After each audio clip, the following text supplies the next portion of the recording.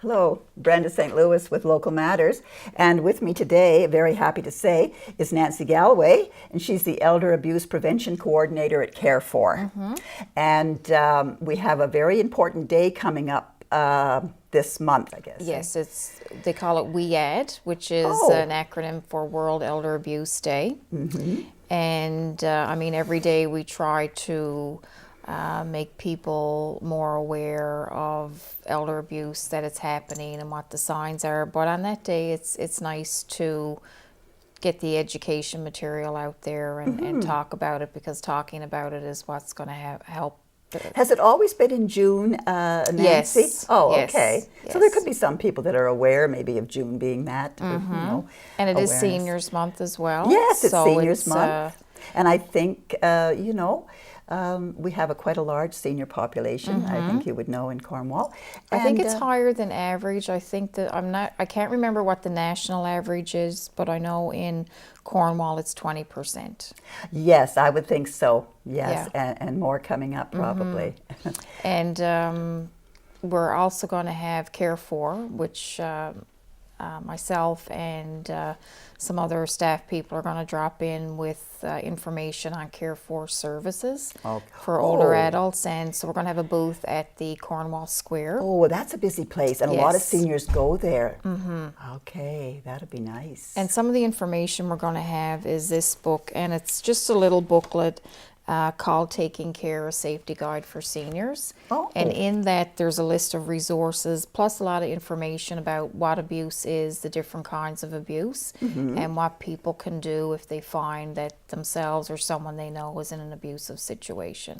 Oh, well, that book, it's been available, I guess, for a while, but maybe people didn't know about it. They can go to Carefor. They can go to Carefor. They can stop by the booth on June 15th to pick up a copy, or you can come to the office at Carefor. Oh, that's right. They could get it at the... They can call me and I'll send it out in the mail. Oh, which doesn't happen too often anymore. No, it doesn't. That's Pony Express, I guess they call it. Snail mail. Yes, snail mail, that's true. And so would there be some new areas about elder abuse? I know we've talked we've talked about financial, and I think we thought we might speak about scams.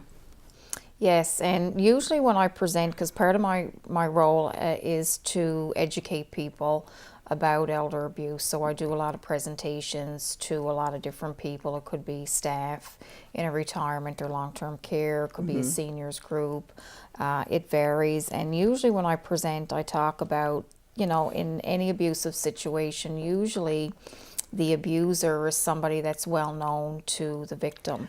And it's no different in elder abuse. But with the scams, it's totally different, because usually the scammer or the con artist is somebody that's a stranger. Oh. Yeah.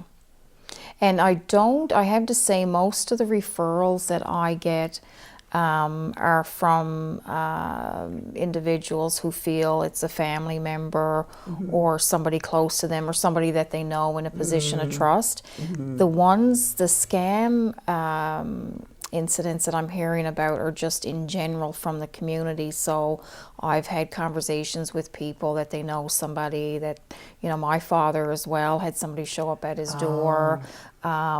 People kind of bring it up in conversations, and I think there's a lot of embarrassment surrounding these incidents, because it happens, people lose a lot of money, and really they should be reporting them to the police. But there's a lot of hesitation to do that, and I think some of it is fear of what's going to happen after, and there's a lot of embarrassment. But these con artists are very skilled at what they do, and they often work in teams. So even if you get a phone call from somebody asking for money and it is a scam, and you say, okay, I'm going to check on this and call them back. Calling back is not sufficient to ensure that it's not a scammer, because they've got very elaborate crime rings set up to do these scams. So it's really hard to confirm their identity. So would they get in touch with the police right away, perhaps? I would call the police right away. Okay. And if people are scared, part of my role, I'm not a legal person. I'm there to support people and help them through this and try to find alternative living arrangements if needed, and paperwork and things like that. But if people are afraid to call, they can always give me a call.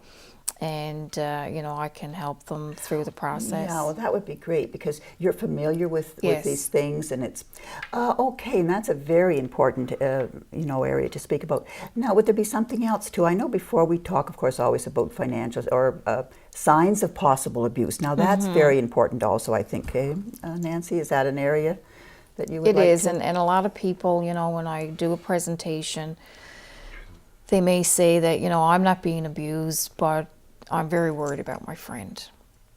Okay. And then we'll have a conversation. Well, have you noticed anything different? And sometimes it's the small things that people go, you know what, she just hasn't been herself. Okay. So yeah. things like somebody might have more bruising. And sometimes people have skin breakdown, so it's hard to tell Oh, that's true. if there's bruising or not. But this could be like a black yes. eye. Yes. Now, Somebody who doesn't usually fall, all of a sudden they're falling. They're saying they're having black eyes. Somebody who is very social, all of a sudden all of is a not sudden they coming withdraw. to social activities. They don't have money for coffee anymore.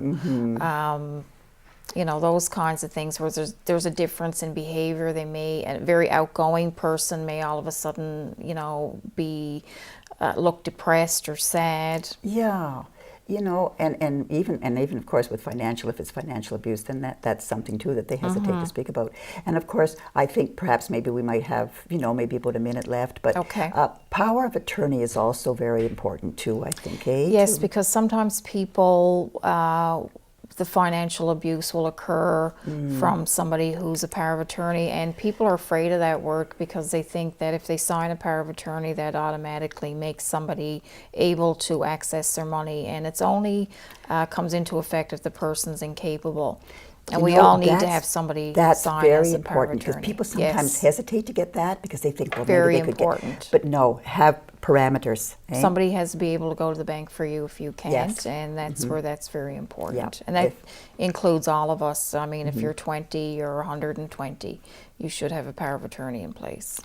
Definitely, definitely. That's very important. And well, I think perhaps maybe I'm not too sure. We have a little bit of time left, maybe a few seconds. But whether there's something that you'd like to reiterate, I suppose, to tell people about the fact that you're going to be maybe at. Yes, and I okay. think a great way to cut down on abuse is to get people talking about it, get the stigma erased from it. Don't be Yeah. afraid to talk about it. Don't be afraid to go to the police. Don't be afraid to reach out to a counselor.